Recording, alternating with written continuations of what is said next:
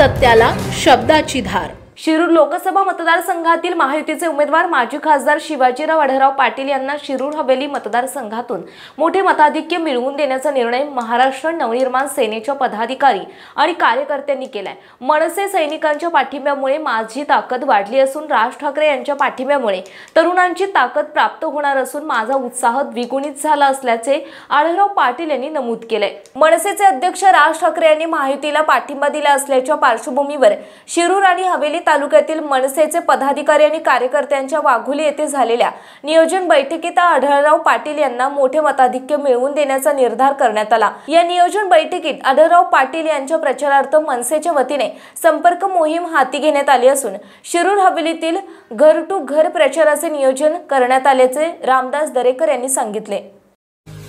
पुणे तसेच पिंपरी चिंचवड परिसरातील महत्त्वाच्या बातम्या पाहण्यासाठी आजच आमच्या डिजिटल PCMC न्यूज चॅनलला सबस्क्राइब करा आणि बेल आयकॉन प्रेस करा।